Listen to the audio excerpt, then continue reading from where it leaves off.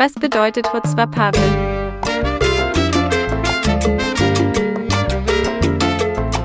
Die Switches von herkömmlichen Keyboards kann man nicht austauschen oder modden.